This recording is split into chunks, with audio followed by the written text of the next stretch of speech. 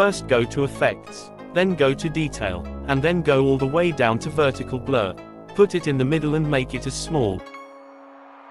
And then press on it and adjust 70, copy it and put it under it.